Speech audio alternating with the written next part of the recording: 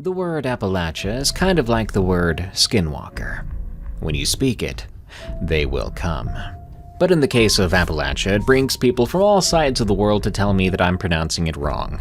But I'm here to tell you, you should care more about the scary, creepy little things that are in Appalachia. The things that peek around tree trunks and get way too close to campers and hikers before they ever realize they're not alone anymore. Welcome back to Unexplained Encounters. I'm your host, Darkness Prevails.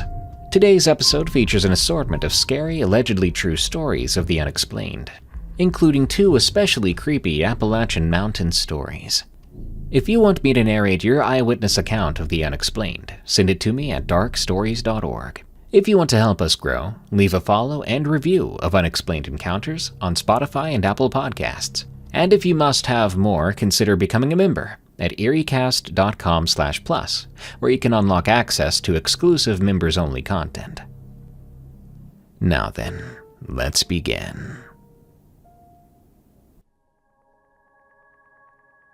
Forgotten Trail. From Leander R. Growing up in the Appalachian Mountains, I'd always been warned about the old trails.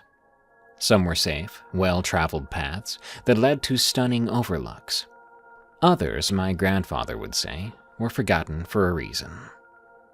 When I was 16, my friends and I decided to take a shortcut through one of those abandoned trails to get to our campsite before dark. It was overgrown, barely a path anymore. But we went on, laughing at my grandfather's warnings. The deeper we went, the quieter the forest became. Birds stopped chirping. Even the rustling of leaves seemed to hush. And we soon noticed these carvings. They were symbols etched onto trees, deep and fresh, though some were faded with age. There were circles, spirals, strange figures with elongated limbs. None of us could understand them, but they all pointed in one direction: forward.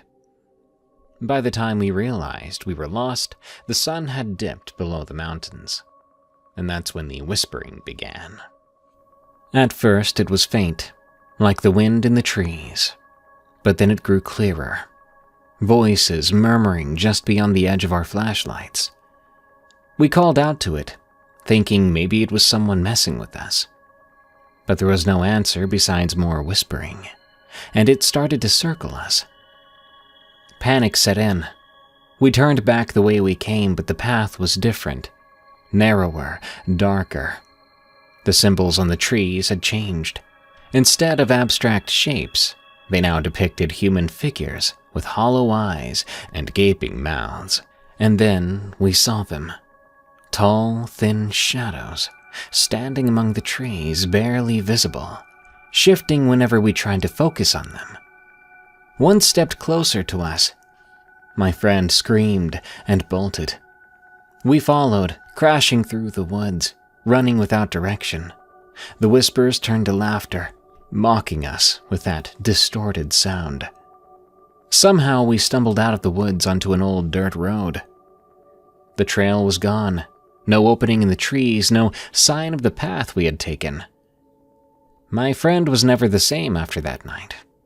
He stopped talking to the rest of our friend group, and he even moved away a year later. I did my best not to think about it. Just last week, I went hiking with my girlfriend when I saw something carved into a tree near our cabin.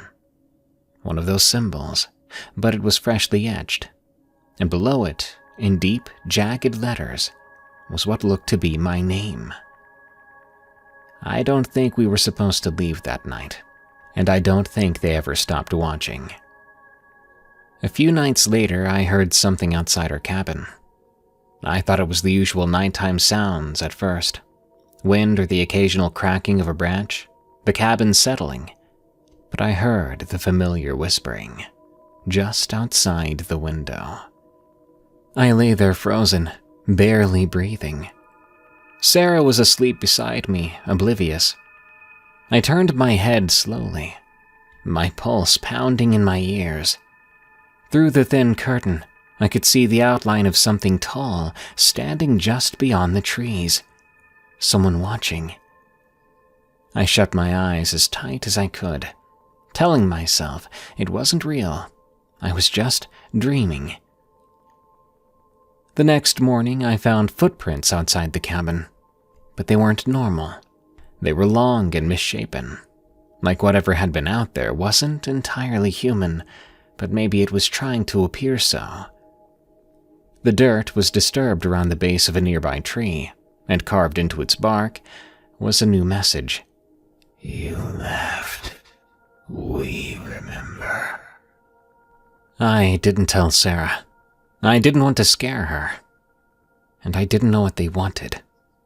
We left that night, and I pray I never hear them again.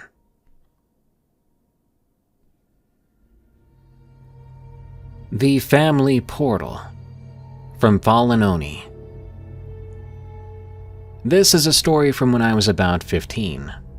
These events still stay with me and freak me out, and I'm genuinely wary of the dark wherever I go due to what happened in that house.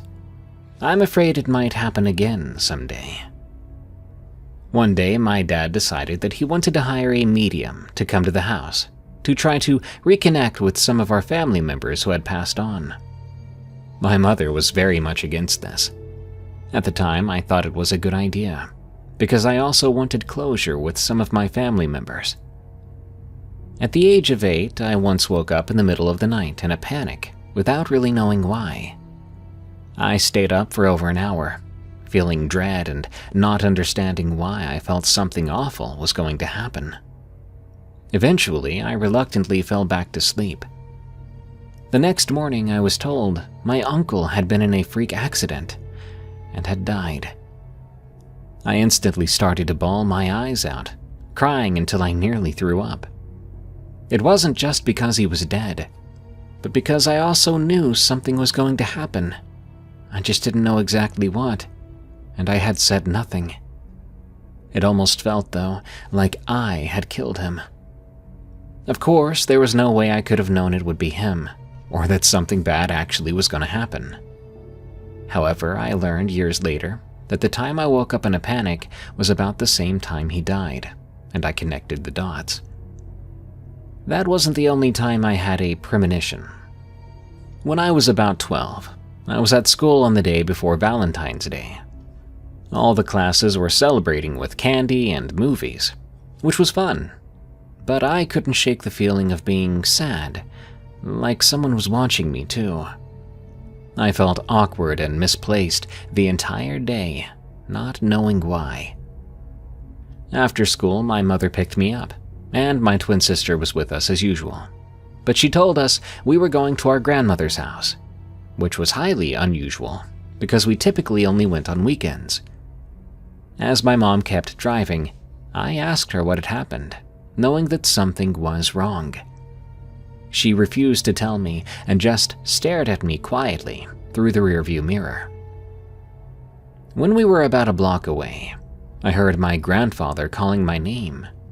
It was just a whisper, but I swear to you I heard it. He had been in the hospital battling stage 4 spine cancer that was making its way up to his brain, and at that moment I realized my grandfather had passed on. It took everything in me not to cry, because I wasn't entirely sure yet, and I was afraid I was just making it up in my head. My sister still had no idea, so I stayed quiet. Eventually, when we arrived at our grandmother's house, my dad broke the news. My grandfather was dead. It was hard for my brothers and my sister. It was hard for me too, but I still refused to cry. I could feel my grandfather didn't want us to be sad. He had been fighting cancer for a very painful year, so I knew he was now happily at rest. My father couldn't understand why I wasn't upset. He looked at me and asked, "Are you okay?" I told him that I'd already known. Everyone looked at me confused, except my mother. My dad asked who told me, and I said no one. I just knew. I explained how I had felt throughout the day, and that I'd heard his voice. But my dad didn't believe me. He just glared at my mother assuming that she had told us. He then asked my sister if she had known, and she said she had no idea. That proved my mother hadn't told us a word. About 3 months after he passed, I had a very vivid dream about my grandfather. I believe it was his way of saying a proper goodbye, since I hadn't seen him in over 6 months before he died. These were the reasons I wanted to have a session with the medium my dad hired. I wanted closure. However, my mother refused to let me or any of my siblings in the house during the session. She told us it wasn't safe and wouldn't be good for us. At the time, I had no idea how right she was. I begged and begged to have my own session, but my mother simply wouldn't budge. So I never did. Thankfully, I didn't, because what happened afterward was already horrible enough. I can't imagine what would have happened to me if I'd actually connected. After the medium left, everything seemed fine, but not for long. About 2 weeks later, there was a fly infestation on the second floor of the house in the kitchen, but only on one window. Sound familiar? It was bizarre. They only huddled on the window screen. There had to be hundreds of them, all huge, just under the size of horseflies. With so many of them, they almost sounded like cicadas. We had no idea where they'd come from, as if they had just appeared there. By the next day, most of them were dead, and the rest had disappeared. Obviously, this was strange, but at the time we had no idea what had happened. I believe this may have been where the portal was, and that the day of the fly infestation was the day it opened. After that day, I began to see and hear things throughout the house. It began with the shadow man in the corner of my room. This thing had to be about 8 feet tall, as its head was just under the doorframe. I could feel it watching me. It would only stand in that corner if it was dark, almost like it was trying to hide. But I knew it was there, because on the few occasions it wasn't, I could see the kitchen light, which we always left on, shining through the doorway. I didn't need to see it though, because I could feel it watching me. It felt very angry with me. It knew that I could see it, which upset it, but it was even more upset that I wouldn't leave. While I slept, my dreams were constant nightmares. I could hear an angry man screaming, "Get out! Get out!" trying to stop this. I slept with a cross under my bed, hoping it would help, but I think it only made things 10 times worse. After 3 nights, the cross disappeared without a trace. I pulled everything out of my room, my bed and dresser, and searched along the carpet where it met the floorboards. But I never found it. That made me sad because it was something my grandfather had given me. After losing the cross, the shadow man seemed to follow me everywhere. He was always in the corner of my eye, right behind my shoulder, no matter where I went in the house. I also started to have regular sleep paralysis episodes. I never really saw anything during the episodes though, but it always did take me almost a minute to move any part of my body. It happened so often, I developed a routine to break out of it as quickly as I could. One day, while I was doing the dishes, I noticed that the corner of my right eye was entirely black. I shifted my gaze, and I realized the figure was only a few inches away from me. That scared me. It was the closest it had ever been. I whipped around and started to scream at it. "Who are you? What do you want from me? Just leave me alone. I don't know who you are." Of course, as soon as I turned around, it vanished. But my screams were loud enough to bring my mother in from outside. She asked what happened. I gave her some weak excuse, which she didn't really believe. Looking back, I wish I told her the truth. Maybe she could have helped me.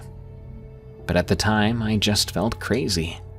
How does a 15-year-old explain this? Especially when you don't think your parents will believe you. I barely even believed it myself. Surprisingly, the shadow man did as I asked. He stayed away, but always in sight. I could see him everywhere, always standing on the opposite side of the house, or in reflections, mirrors, TVs, anything reflective. The house had a very open concept, so you could see across it from one end to the other, even upstairs. After the screaming incident, other things started to happen.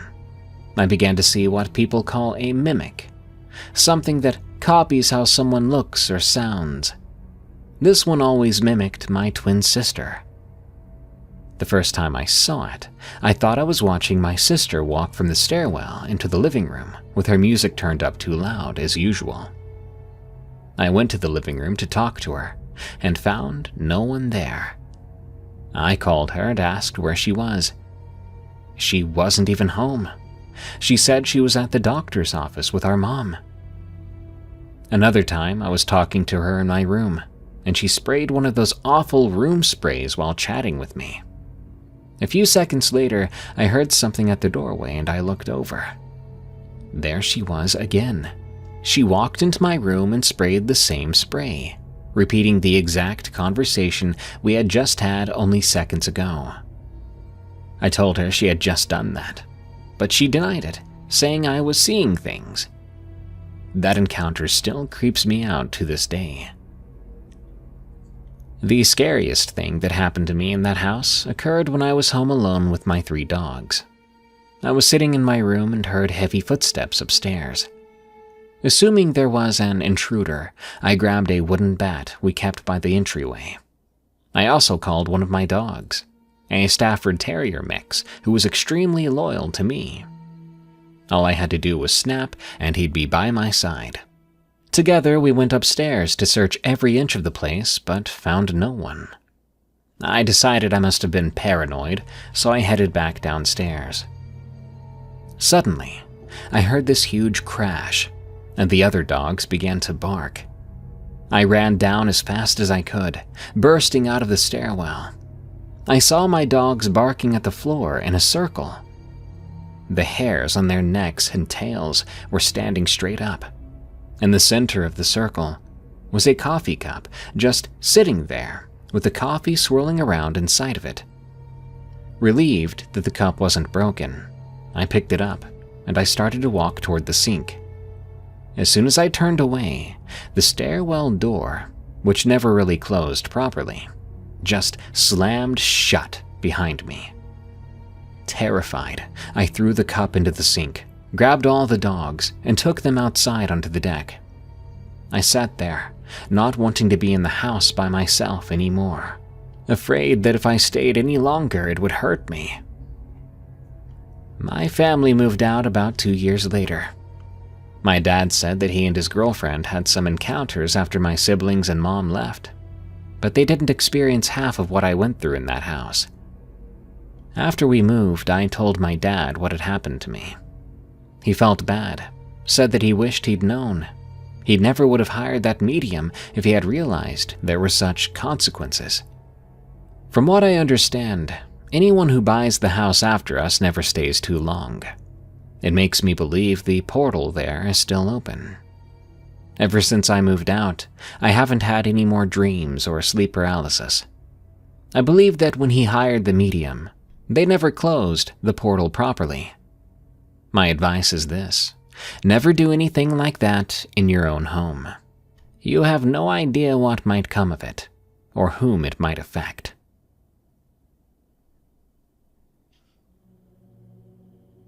Shadow in the Woods, from Saber Squid HD.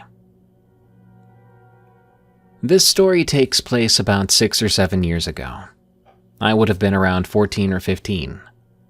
I live in the mid-Michigan area, not as heavily forested as northern Michigan, and not as urban as southern Michigan, but somewhere in between. There are some scattered cities, woodlands, farmland, and small towns. For context, I live in a trailer park off a road about 2 miles from any town, so it's a bit out in the country. Running alongside the road adjacent to the park are 2 ditches. One ditch goes for about 50 yards, then stops at one entrance. It's cut off by another entrance where the other ditch, which is bigger, starts. The larger ditch begins narrow, then opens into a decent-sized pond toward the back of the park. Near this ditch, there's a strip of woods that's really just a 200-yard trail lined by trees on both sides, connecting the edge of the park to the road. My brother lived here with our grandma when he was younger, and told me scary stories about those woods. Strange noises, weird finds in the dirt. Even once claimed he dug up a human skull, though I suspect that was just to scare me. He spoke of a shadow figure that supposedly lived in those woods, saying it's on old native land and could be cursed. Now that you have the layout and some background, here's the story. It was a warm, cloudy, and windy autumn afternoon. My friend Matthew and I used to go outside a lot, playing these army games using sticks as pretend guns. We never had fancy toy guns, so we used our imagination. The trailer park had a lot of empty, run-down trailers that no one lived in, but weren't yet removed, so it made for an interesting place to run around. Anyone who's played with stick guns knows how hard it is to find a really good stick. Once you do, you treasure it, making sure it doesn't break. On that specific day, I found one I liked, perfect for a rifle. But Matt was having trouble finding one big enough to be his machine gun. We had no luck around the park, so he suggested we go into the woods to look for sticks. Normally, we avoided those woods because they were creepy and the sticks there were often too twisted or awkward to use. But that day, we decided to check anyway. As we headed up the trail, I felt the air get heavy. It felt like we shouldn't be there, as if we were disturbing someone or something. The wind picked up, and because it was late fall, most of the leaves were gone. So the tall cottonwood trees whistled in a way that made everything more eerie. We walked about halfway into the woods, scanning the ground for sticks. I wasn't picking up much because I was worried about bugs, and honestly just wanted to leave. I had this constant feeling of dread, and I couldn't explain it. Meanwhile, Matt was digging through every pile of branches and fallen limbs, looking for his perfect gun. There's a small detail I should mention here. About halfway along the trail to the right, there's a little detached area we called an island. It's separated from the path by thick shrubs and branches with sharp needle-like protrusions. As Matt was sifting through a pile of sticks near this island, we noticed that all the nearby animals and birds had suddenly gone silent. We both spotted low-hanging branches ahead of us, which were shaking. It was like someone was jerking them around. And that's when we heard it, the crunch of leaves about 20 feet to my right. I looked over and saw, clear as day, this hunched-over shadow figure. It wasn't transparent, it was solid black, with a distinct hunched back. Its arms jutted out in front of it, and at the wrists, the hands dropped down like an animal's paws. It was running quickly in a bizarre tiptoe-like motion, barreling through the trees and shrubs as though they weren't even there. It felt like it had one goal: to chase us off its land. As soon as I saw it rushing towards us, I hit Matt on the shoulder and bolted, yelling, "Run!" Matt yelled something behind me, but my adrenaline took over, and all I cared about at that moment was getting out of there. We darted through the undergrowth, tripping over stumps and dodging branches until we finally emerged from the woods. I collapsed against a large tree, gasping for air. About 30 seconds later, Matt came bounding out, just as out of breath and totally confused as to why I'd taken off so suddenly like that. I told him about what I saw.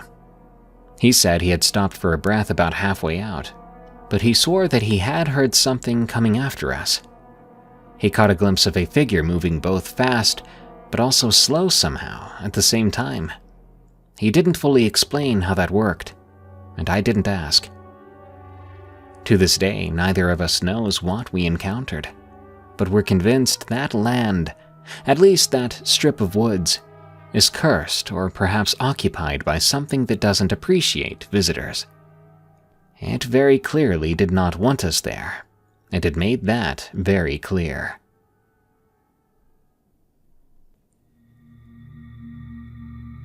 Ghost child comes to play. From Sneak Attack.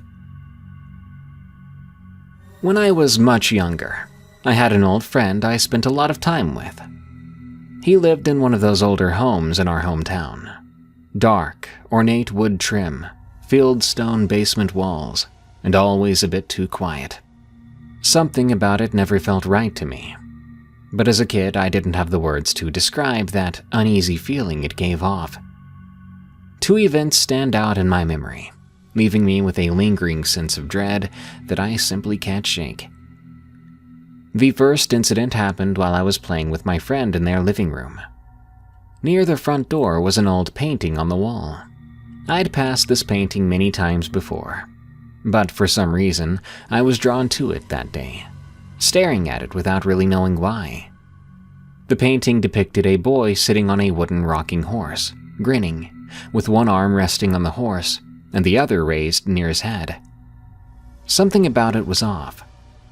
Then I noticed an air bubble in the paint, right where the boy's hand was, shaped like a knife. It wasn't part of the painting's design. It was definitely a raised bubble, protruding like it had been added. I showed it to my friend, and we both stared at it for a while. I thought it was just a weird flaw, maybe from age, but it was a little bit too precise in shape and position. I remember my friend shrugging and saying to me, "Weird stuff like that always happens here, but I'm used to it." That comment bothered me, but I tried not to let it scare me. Later on, my mom picked me up and I went home, not planning to think about that painting again. However, when I came back the next day, the knife shape was gone, like it had never been there at all. Even more disturbing, the child in the painting no longer had a grin. His face looked blank, as if he were posing for a solemn photo. I still have no explanation for that, but I can't forget how it made me feel. A few years later, I found myself babysitting in the same house one night. I was in the living room watching a movie with the younger kid that I was looking after. Suddenly, I heard the doors upstairs slam shut one after another. Bang, bang, bang. It didn't sound like wind or a random draft. It was too deliberate. Normally, I would have run out of the house. I'm a bit of a coward, but I couldn't leave the child alone. Gathering my courage, I crept upstairs to go check, turning on every light. All the doors were standing open. It made no sense. I felt some momentary relief until I saw the family dog at the front door, completely still, staring at something outside. The dog's posture was tense, ears back, and it started to growl. A fearful growl, not an angry one. And then I noticed the basement door. There's a window on that door, which lines up with a window to the outside. For some reason, I looked in that direction, and I saw the face of a boy. Just for a split second. It wasn't someone kneeling and peering in. Rather, it was a disembodied head. Eyes turned upward, like the rest of the body was buried underground. Then it vanished. It didn't move away, it simply ceased to exist. My heart stopped, and every hair on my neck stood up. I wasn't sure if I'd imagined it, but I couldn't shake the feeling that the boy in the painting had come back to play. After that, I avoided staying in that house. The unease never left me. There was definitely something there, and it wasn't just my friend and his family who lived in that home. To this day, I still wonder who or what was really inside those walls. Why is she following me? From Bethy555. I'll start by saying I never believed in the supernatural or paranormal. Yet, the things I'm about to share have been happening to me since around 2009. My wife is a huge fan of the show, and she suggested I share my experiences here to see if anyone else can relate or offer an explanation. I'm Mason. I'm from a small town in Alabama. The first time I saw her was during my senior year of high school. I call her because I don't know who the lady is, and she initially appeared only in my dreams. It was around April of 2009, and like every senior, I was excited to graduate and move on with my life. My parents had been divorced since I was in elementary school, so I lived with my mom and visited my dad on weekends. My sister, who's 6 years older than me, had already moved out by then. During my senior year, I moved in with my dad because it was closer to my school and job. He had remarried, and my stepmom had 2 kids, a daughter a few years older than me, and a son about the same age, almost to the day. My stepbrother and I shared a room. He was often gone with friends or his girlfriend, so I usually had the room to myself. One night, my stepbrother was staying over at a friend's house. After working until 10 p.m. on a Friday, I came home, took a shower, and flopped onto bed. I remember falling asleep with the light on. Then I started to dream. But it felt different, more vivid than any dream I'd ever had. In it, I was in my high school gym, walking toward the locker room. I heard a girl crying and followed the sound into the shower area. All the showers were running, and in the middle stood a girl with long black hair covering her face, sobbing. My first thought was, why is a girl in the boys' locker room? But I kept going. I reached out and put my hand on her shoulder, and as soon as I touched her, she shot upright. She had no eyes, just dark, empty sockets. I stumbled backward in horror, and I woke up. I sprang upright so fast I nearly fell out of my bed. I realized then the room was pitch dark. I knew for a fact I'd left the light on when I fell asleep. Panicking, I stood up, and I saw across my room a dark mass. I couldn't make out any details beyond its long hair. I tried flipping the light switch, but it didn't work. I even punched myself to make sure I wasn't still dreaming. The figure just stood there. I stayed awake until sunrise, too scared to close my eyes again. Fast forward a few years. I had my own apartment, living with my now wife. We shared a king-sized bed with our 2 dogs, so I usually ended up on a sliver of the mattress. One night, around 4 a.m., I got up to go use the bathroom. Afterwards, I crawled back into bed and went to sleep. I tend to sleep on my side, so I rolled over to face the wall, which is also the direction of the slightly ajar bedroom door. We leave it cracked for our dogs. It was dark in the room, but I opened my eyes just a bit. And there she was again, right by the side of my bed, long hair covering her face, hovering over me. I jolted up, accidentally knocking our small Yorkie off the bed. I felt terrible about it later. I switched on the light, waking my wife and our other dog, a big German Shepherd. The woman vanished the second the room lit up. My wife, who already believed in strange phenomena, asked what happened. I told her everything, and afterwards we both stayed awake, unsettled. The last sighting was the worst. It happened in December of 2024. I work half an hour away from my home on 3rd shift. My wife also works 3rd shift, but in a different area of the plant, so we usually ride home together. That night she was sick and had to stay home, so I had to drive alone in the dark. I have to take this back road route to work. About halfway there, I approached what we call the double bridge, 2 small bridges over a large river. My wife hates this stretch at night. She usually closes her eyes until we're across, but I'd never had a problem with it until that night. Something felt wrong, and I assumed it was just because of my usual routine being interrupted. I crossed the first bridge without incident. Approaching the second, I saw what looked like a person in the middle of the road. I slowed down, thinking maybe someone's car had broken down. There was no vehicle in sight, though. As I got closer, I realized it was her. This time, her face was not hidden by her hair. Her mouth was wide open, like in a silent scream. Panic shot through me. I floored the accelerator then, and as I sped past her, I heard the most unearthly scream, like a banshee mixed with a mountain lion. I've never heard anything quite like it.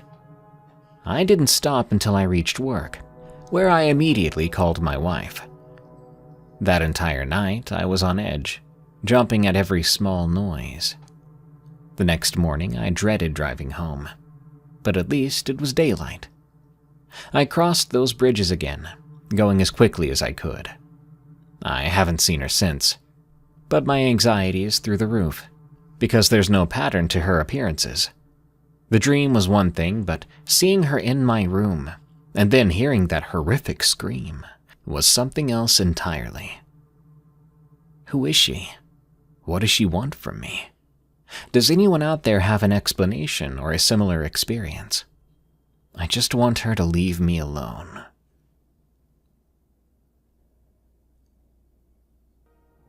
Appalachian Terror, from Buckstop.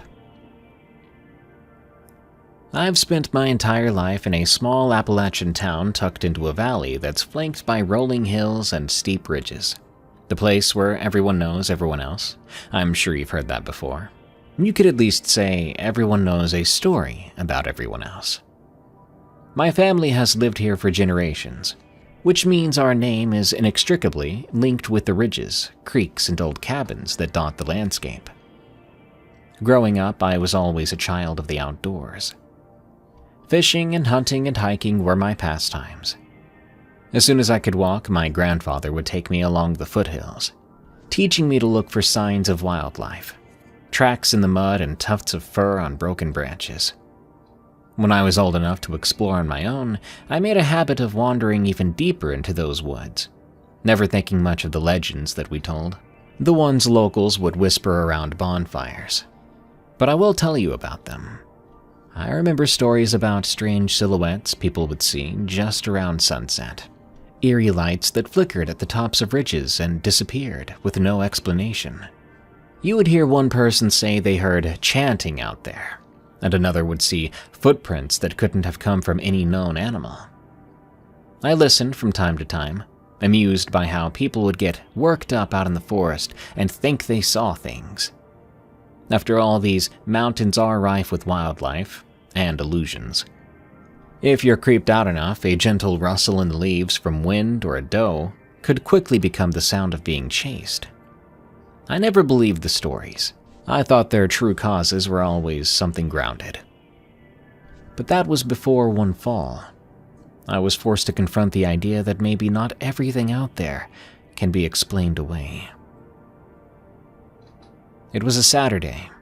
The air had a biting chill to it. The leaves had already begun to turn shades of russet and gold, and I decided to spend the day hiking up a ridge, which I referred to as High Pine Peak. This is not an official name, but something my childhood friends and I grew up with. We called it that because the summit was known for these two massive pine trees near the top, which stand out among all the deciduous oaks and maples. I wanted to get some photographs of the autumn foliage before the season ended, maybe catch a sunset if I timed it right. I set out around noon with my usual gear. I'd planned a route that would take me along the eastern side of the ridge, where an old overgrown logging trail wound through hollows and gullies. That trail eventually connected to a steeper path near the top, which would lead me around the boulder-strewn summit. I'd done it before plenty of times, so I was confident I could do it again. The first couple of hours were peaceful. The trees were absolutely stunning too. Some of them had already lost many leaves, creating a crackling carpet of reds, oranges, and yellows. Here and there, a squirrel darted across the trail, sending a scattering of leaves flying. Eventually, I reached a section of the trail where the trees grew denser, and the canopy blocked more of the light. The air grew noticeably cooler, and a light mist began to drift between the trunks. This was typical for the Appalachian high ridges in fall. Pockets of fog can settle in the hollows, even on an otherwise clear day. Despite having grown up here, the sudden hush and creeping fog had always felt creepy to me. When it happened, my footsteps always seemed too loud, and every snap of a twig made me flinch or jump. I stopped for a while to drink some coffee from my thermos. I used a mossy rock as a makeshift seat. I couldn't help but think about these stories I'd heard then, reminding myself that no matter how eerie it got out here, I wasn't about to mistake a shadow for a mysterious beast, or wind for ghostly whispers. Satisfied with my break, I stood up and continued on. I was planning to reach the steeper trail within the hour. That was when I noticed something unusual in the distance, off to my left. It was just a flicker of movement between the thicker trunks. At first, I assumed it was a black bear. I even caught a glimpse of dark limbs. But as I tried to focus on it, the movement stopped, and the figure disappeared. I shrugged it off, thinking at most, cool, I saw a black bear. I made a mental note to keep a wide berth from any bears I saw. About a half-mile further, the logging trail curved around a slope. The brush on either side was overgrown, but the path itself was mostly clear. I slowed down when I saw something lying about 30 feet ahead. Looked like a fallen branch or a log. As I approached, I realized it wasn't a branch. It was a cluster of broken limbs. They were snapped in a strangely deliberate-looking way, arranged almost like a crude barrier. There were no cutting marks or sawing marks. No, it looked like they'd been twisted or broken by force. Maybe some strong winds had come through recently. Then again, it looked to have been constructed, not accidental. And when I looked up, none of the branches near me were broken. These were collected and put here. Sometimes local kids would pull pranks or set up things like this for whatever reason. But we were far away from any frequently traveled route, and kids rarely come this deep into the woods alone. I stepped around the pile. I wanted to kick it or dismantle it, but something inside told me to just leave it alone. So I continued along the trail. Sure, it was a bit unsettling, but mostly it was fascinating. About 20 minutes later, I reached an open stretch of trail that offered a view of the surrounding ridges whenever there wasn't fog. That day, though, a pale haze clung to the valleys, making it hard to see more than a mile or so. The sky was clouding over, and the temperature seemed to drop another few degrees. I was thinking of turning back then. Then I spotted it. There was a figure standing near the crest of the slope, maybe 70 yards ahead. They seemed to be standing upright, but with an off posture, perhaps hunched. Whatever it was or whoever they were, they looked unusually tall and thin. It wore some kind of dark, ragged covering that might have been clothing, or perhaps just a wrap of fur or leaves. I couldn't be sure at this distance.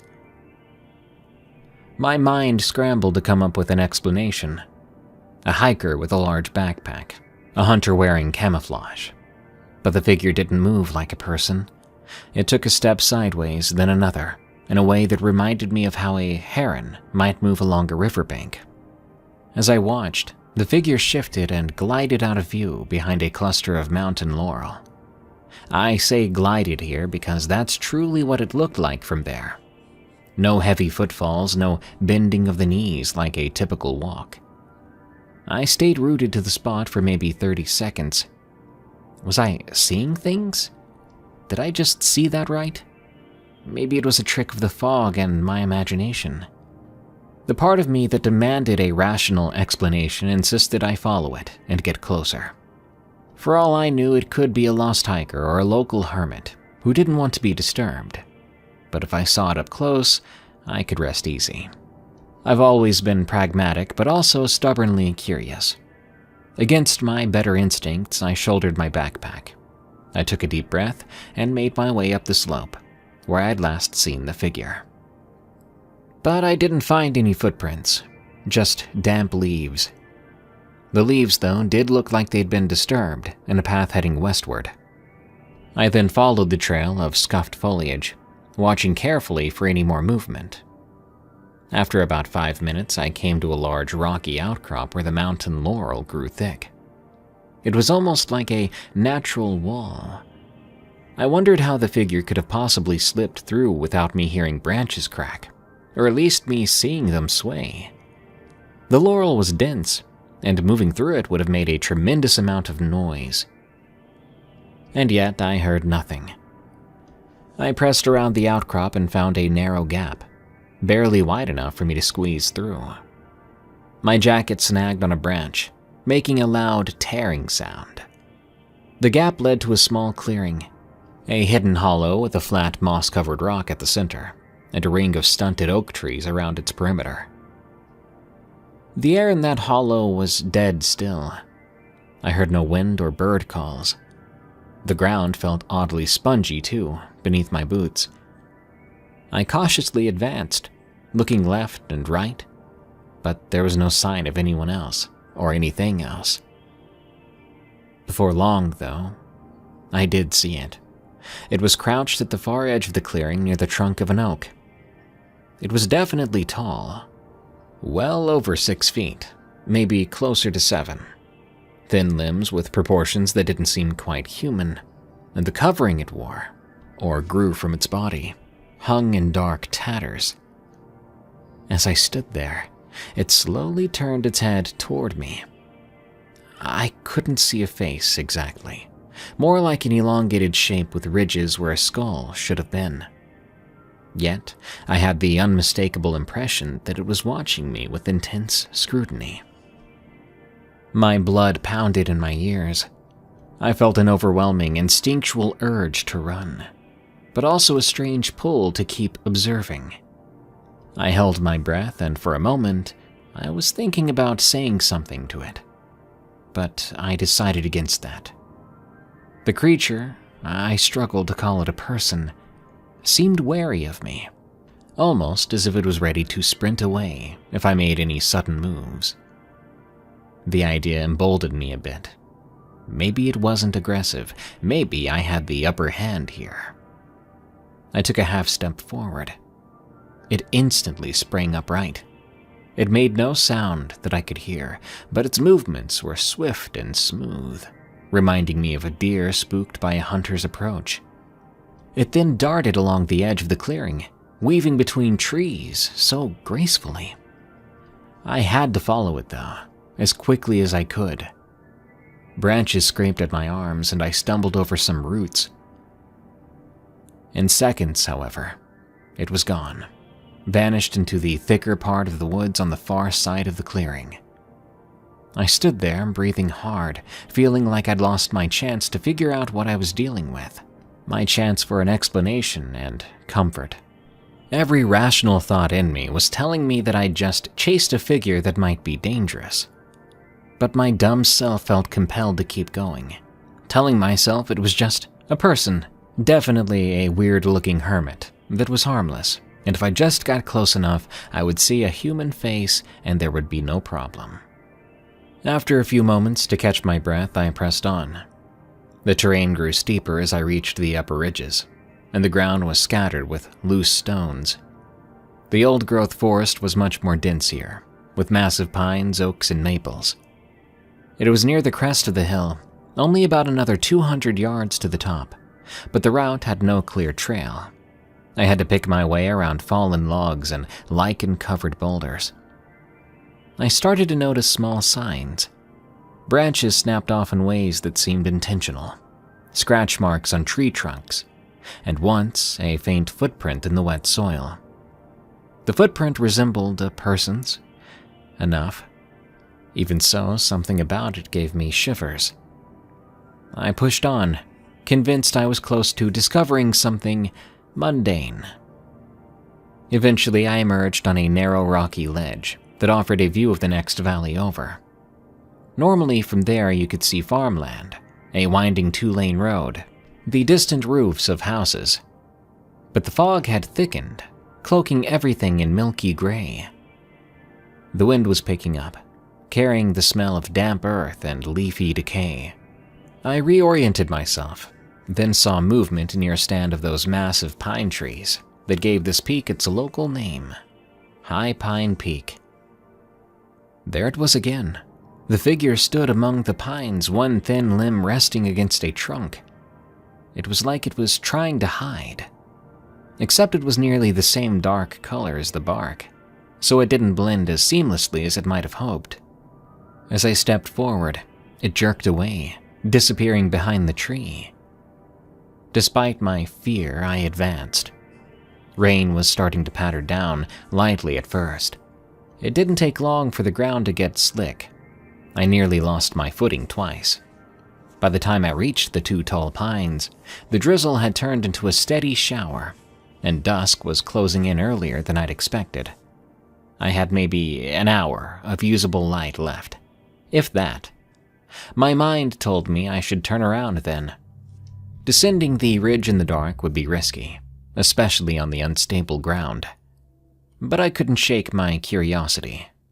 I circled the pines, then called out, "Hello? Anyone out there?" My voice sounded pathetically small in the hushed forest, drowned out by the rain. There was no response. Another swirl of fog drifted in, making it impossible to see more than 20 feet ahead of me. Then, from somewhere close by, I heard a faint, rasping moan. It wasn't a growl or a snarl. It sounded almost pained, maybe afraid. But my stomach still lurched. I followed the sound, heart in my throat, until I found a shallow depression in the ground. It was partially sheltered by the roots of an enormous pine that clung to the rocky slope. Beneath that root was a space, a kind of hollow that might have been formed by erosion. Strewn across the ground were broken sticks, old animal bones, and a few strips of decaying cloth. The smell of damp fur and rot was in the air. I squinted in the dim light. I saw something crouching at the back of this hollow. My eyes struggled to interpret the shape.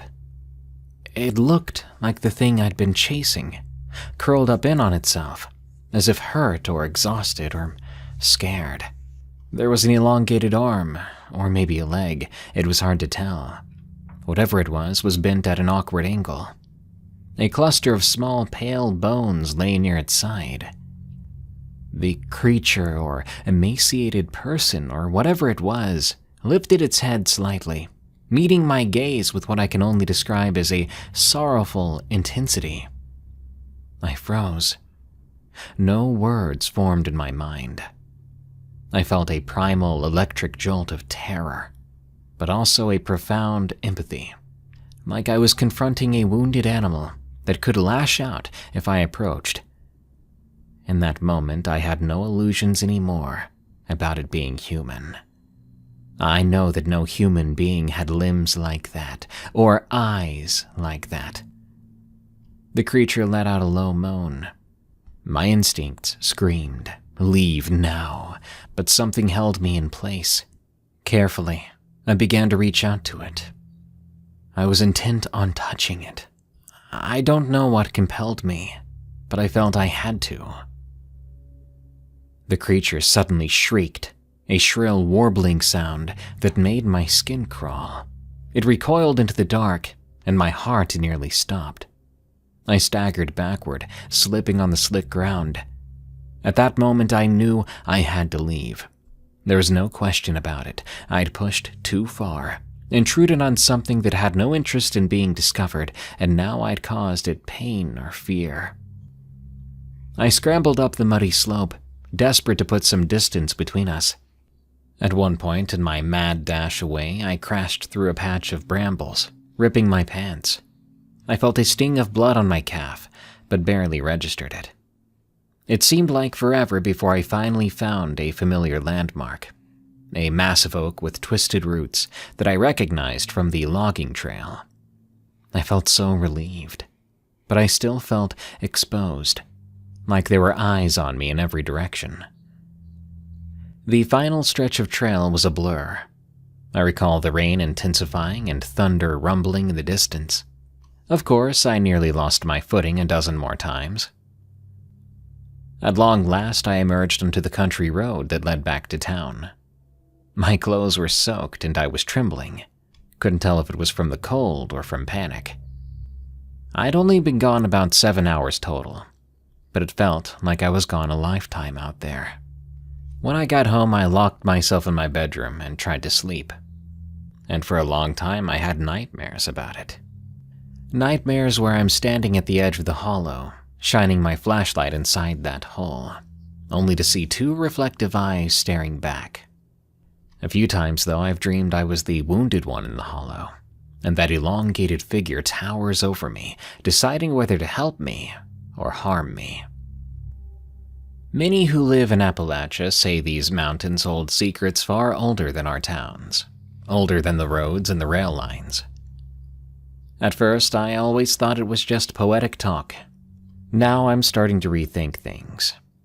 I suspect maybe I've glimpsed one of those secrets, a creature that moves quietly among the pines and laurel, shy, maybe even wounded. What its purpose is, I'm not sure. But I am sure that there's something unnatural and otherworldly about it. Don't go chasing the things that go bump, especially the ones that want to be left alone. Well, that's interesting. This episode might be the only episode ever where someone chose to voluntarily chase a cryptid down and proceed to reach out and attempt to touch it. Probably not the best idea. If I was cornered and you tried to touch me, I'm gonna start biting. That brings us to the end of this episode of Unexplained Encounters. I'm your host, Darkness Prevails. Thank you for tuning in.